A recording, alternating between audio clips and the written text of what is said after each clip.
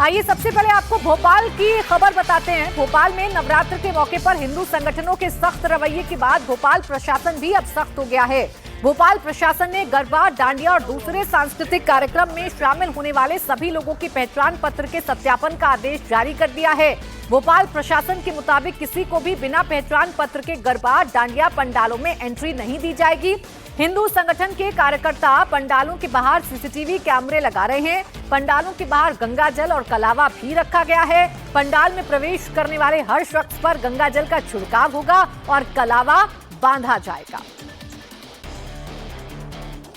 नवरात्र शुरू हो चुके हैं और शुरू हो चुकी है देश भर में गरबा पंडालों की धूम, लेकिन मध्य प्रदेश की राजधानी भोपाल में तथाकथित गरबा जिहाद से बचने के लिए हिंदू संगठनों ने गाइडलाइन जारी की थी। उस गाइडलाइन जारी करने के बाद अब राजधानी भोपाल में कलेक्टर ने भी एक गाइडलाइन जारी की है तमाम गरबा संचालकों के लिए, जिसमें किसी भी गरबा, डांडिया और सांस्कृतिक कार्यक्रम आयोजित करने वाले जो भी समिति के लोग हैं वो किसी भी व्यक्ति को बगैर पहचान पत्र सत्यापित किए बिना उन्हें आयोजन स्थल में नहीं जाने देंगे।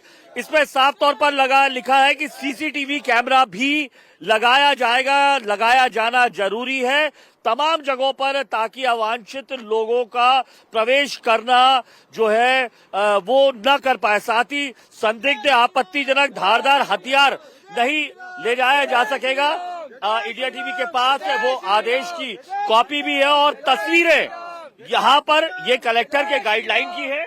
तो दूसरी जो स्वघोषित गाइडलाइन जो हिंदू संगठनों ने जो तय की है उसको दिखाते हुए यहाँ पर हिंदू संगठन साफ तौर पर मौजूद है। हाथ में वराह देवता की जो तस्वीरें हैं, ये वराह देवता की तस्वीरें हैं। इसको नमन करने के बाद ही इनके मुताबिक गैर हिंदुओं को अंदर जाना है। और अगर आप ये तस्वीरें देखेंगे तो ये गंगा जल भरा ऐसा यहाँ पर लोटा रखा रहेगा, आम के पत्ते हैं, कलावा से लेकर तमाम चीजें भी है। यानी शासन ने जो गाइडलाइन जारी की है वो बाद में की है। इन्होंने जो हिंदू पुलिसिंग करते हुए हिंदू संगठन नजर आ रहे हैं, इन्होंने अपनी गाइडलाइन पहले तय कर दी है। हम बात भी कर लेते हैं।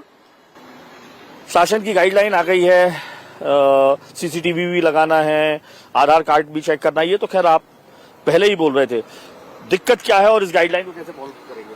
हमारी समिति तो हर साल गाइडलाइन से पहले हम लोग फॉलो करना चालू करते हैं। अपने सुरक्षा कारणों से लेकर के सीसीटीवी की यहाँ व्यवस्था हर साल करते हैं, ताकि गरबा जिहाद जैसी बुरी चीजों से हम अपने लोगों को बचा सकें। और उसके लिए हम इस बार पूरी प्लानिंग के साथ काम कर रहे हैं। शुरुआत पे गेट से लेकर के गरबे की रिंग तक लेकर के गुफा के द्वार से पंडाल तक लेकर के हर जगहों पर सीसीटीवी कैमरे मुस्तैद रहेंगे। ठीक बात है। ताकि ऐसी कोई घटना ना हो पाए जिससे हमारा शर्मसार हो हमारा। ठीक बात। तो उसकी तैयारी हम जोरों से कर रहे हैं। वराह देवता भी रखे हुए हैं। वराह देव हमारे आराध्य हैं। और ये पहली बार नहीं कर रहे हैं हम, ये प्रत्येक वर्ष हम यही स्वरूप हमारा होता है कि वराह देव को प्रणाम करके आप भीतर प्रवेश करें। और इसके अलावा आप देखेंगे तो गंगा जल सामने रखा हुआ है आपके, और कलावा हमने रखा हुआ है, तिलक की व्यवस्था की हुई है। ये जो हमारी जो गाइडलाइन है हम पहले तय कर चुके हैं कि AN किसी भी तरह से ये गरबा जिहाद जैसी चीज हमारे पंडाल में ना हो पाए। दरअसल ये सारी ड्राइव चलाई जा रही है क्योंकि हिंदू संगठनों का आरोप है कि गरबा में नाम बदलकर अपनी पहचान छिपाकर अवैध तरीके से धर्मांतरण करवाया जाता है। अब अवैध धर्मांतरण और लव जिहाद के खिलाफ बाबा बागेश्वर भी लगातार आवाज उठाते रहे हैं। नवरात्र के दौरान पंडालों में गैर हिंदुओं को रोकने के लिए जो नियम बनाए जा रहे हैं उसे बाबा बागेश्वर ने समर्थन दिया है। सनातन हिंदू विचारधारा के लोग हज यात्रा में नहीं जाते हैं, तो उनके लोगों को भी जो है गरबा में नहीं आना चाहिए और गरबा के मुख्य दरवाजे पर गोमूत्र रखना चाहिए।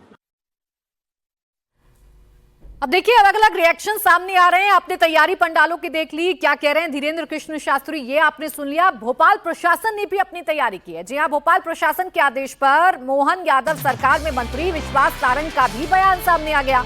विश्वास सारंग ने कहा कि गरबा विशुद्ध रूप से सनातन धर्म का धार्मिक अनुष्ठान है, ये कोई एंटरटेनमेंट का कार्यक्रम नहीं है।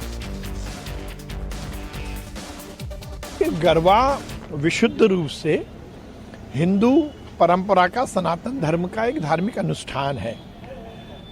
जो लोग हिंदू धर्म का पालन करते हैं उन्हीं को गरबे में जाना चाहिए। जो हिंदू हैं उन्हीं को गरबे में जाना चाहिए। ये कोई इंटरटेनमेंट का कार्यक्रम नहीं है, ये विशुद्ध रूप से आराधना है देवी माँ की। तो निश्चित रूप से इसमें जो लोग जा रहे हैं वो अपनी आइडेंटिटी बताएं, ये बहुत आवश्यक है। और मुझे लगता है कि जो हिंदू धर्म का पालन नहीं करते वो जाते क्यों? ये कोई इंटरटेनमेंट शो थोड़ी है, ये माँ की स्तुति है, माँ की प्रार्थना है, माँ का अनुष्ठान है। भोपाल के बाद अब आइए उत्तर प्रदेश की राजधानी लखनऊ की भी बात कर लेते हैं, जहां ऑपरेशन कलावा की शुरुआत की गई है। विश्व हिंदू रक्षा परिषद ने इस अभियान की शुरुआत की। इस अभियान के तहत यूपी के हर जिलों में लोगों को कलावा बांधकर एक सनातन फौज तैयार की जाएगी। वहीं आज महिलाओं की एक टीम भी बनाई गई है जो धर्मांतरण के मामलों का खुलासा करेंगे। हम इस समय विश्व हिंदू रक्षा परिषद के लखनऊ दफ्तर में मौजूद हैं और आज नवरात्र के मौके पर यहाँ पर दुर्गा कलावा बाकायदा जो पूरी टास्क फोर्स है उसका यहाँ पे बाकायदा देखिए निर्माण हुआ है। महिलाएं जो यहाँ पर मौजूद हैं, जय श्री राम का उद्घोष हो रहा है, माँ दुर्गा को याद किया जा रहा है। और जिस तरीके से धर्मांतरण को लेकर के विश्व हिंदू रक्षा परिषद ने जबरदस्त तरीके से पूरे प्रदेश में कार्रवाइयां करवाई हैं, उसको देखते हुए आज यहाँ पर टास्क फोर्स का बाकायदा गठन हुआ है। और जिस तरीके से मंत्रोच्चार हो रहा है, जिस तरीके से बहनों के हाथों पे कलावा बांधा गया है, आज का दिन उत्तर प्रदेश के लिए बहुत ही ज्यादा महत्वपूर्ण हो जाता है, क्योंकि बाकायदा धर्मांतरण काउंसलिंग सेंटर का भी उद्घाटन हुआ है। गोपाल जी, धर्मांतरण काउंसलिंग सेंटर और महिलाओं के हाथ में कलावा, क्या संदेश है लखनऊ से?